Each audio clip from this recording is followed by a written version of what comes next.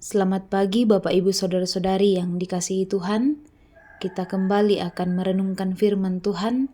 Untuk itu mari berdoa, kita meminta tuntunan Tuhan. Kita berdoa. Kami mengucap syukur kepadamu ya Tuhan, oleh karena kasih-Mu, kami dimungkinkan menikmati hari baru ini. Kami akan melanjutkan hari hidup kami, tetapi kami akan belajar bersama firman-Mu sebagai dasar dan pedoman kami dalam hari-hari hidup ke depan. Karena itu kami mohon Allah Roh Kudus menuntun kami semua, menolong kami semua, dimanapun kami berada. Bila setiap firman-Mu yang disampaikan kepada kami, boleh kedengaran baik kepada kami, sehingga kami mampu memahami dan mengerti, agar kami mampu menjadi pelaku-pelaku firman di tengah-tengah perjalanan hidup ini. Ampuni setiap salah dan dosa kami Tuhan, di dalam dan melalui anak Yesus Kristus Tuhan, dan Juru Selamat kami yang hidup, kami datang berdoa dan mengucap syukur. Amin. Bacaan kita hari ini Bapak Ibu dari kitab Yesaya pasal 53 ayat 1 hingga ayatnya yang ke-12. Yesaya 53 ayat 1 hingga ayatnya yang ke-12. Saya bacakan bagi kita semua firman Tuhan. Siapakah yang percaya kepada berita yang kami dengar, dan kepada siapakah kuasa tangan Tuhan dinyatakan? Sebagai taruk ia tumbuh di hadapan Tuhan dan sebagai tunas dari tanah kering. Ia tidak tampan atau tampak mulia untuk dipandang, dan tidak punya rupa yang membuat kita menginginkannya. Ia dihina dan dihindari orang, seorang yang penuh kesengsaraan dan biasa menderita kesakitan. Orang pun menutup muka ketika melihat dia. Demikianlah ia dihina, dan bagi kita ia tidak masuk hitungan. Sesungguhnya penyakit kitalah yang ditanggungnya, dan kesengsaraan kita yang dipikulnya. Padahal kita mengira dia kena tulah, dipukul dan disakiti Allah. Akan tetapi dia ditikam karena pemberontakan kita, dia diremukkan karena kejahatan kita. Hajaran yang mendatangkan damai sejahtera bagi kita ditimpakan kepadanya, dan karena bilur-bilurnya kita disembuhkan. Kita sekalian sesat seperti domba, masing-masing kita mengambil jalannya sendiri.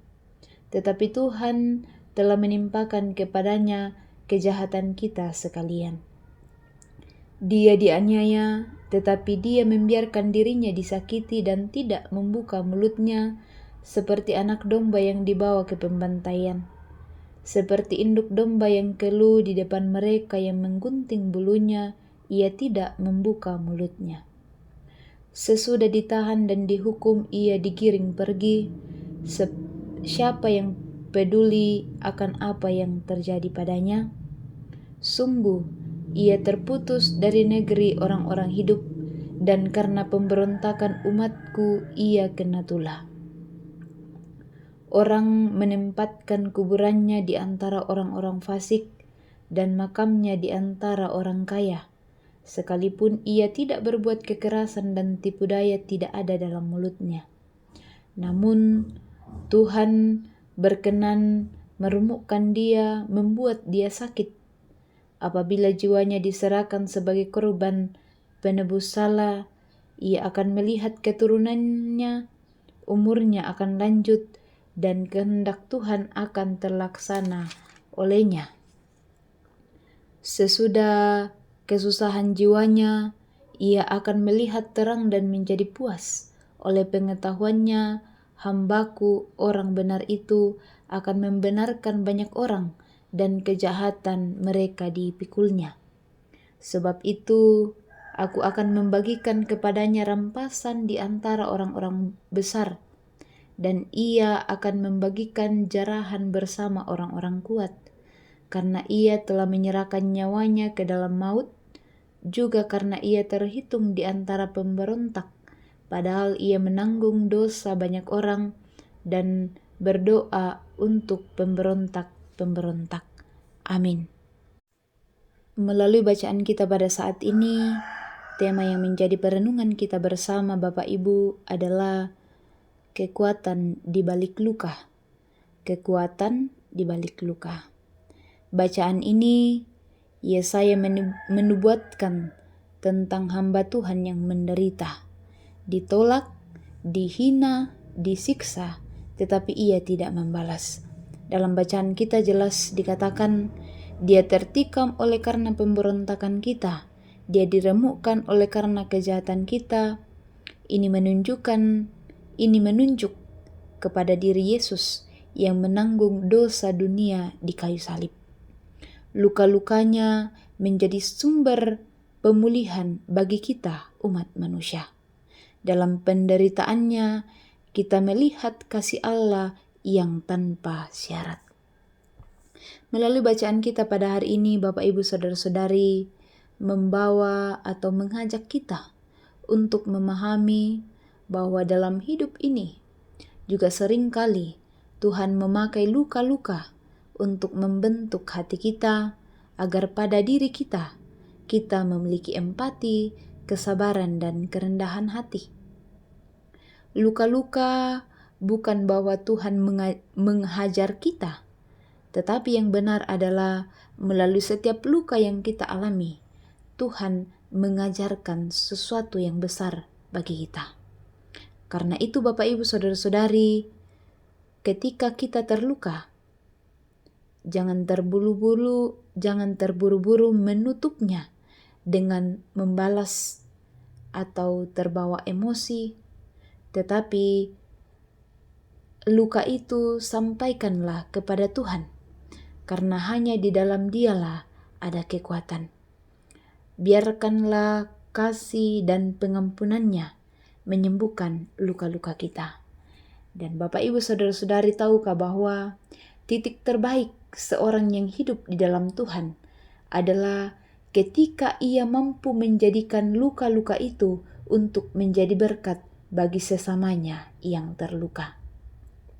Karena itu, jangan kita takut pada luka, karena tangan Tuhan akan terus menuntun kita, tangan Tuhan akan terus menyertai kita.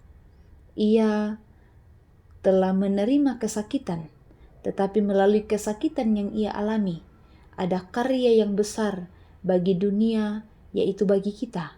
Dan itu menjadi pengharapan bagi kita Bapak Ibu, bahwa sekalipun kita juga mengalami luka, tetapi biarlah luka-luka itu mengajarkan kita bagaimana kita terus kuat dan terlebih mengandalkan kuasa Tuhan dalam setiap perjalanan hidup, termasuk dalam pergumulan hidup yang kita alami.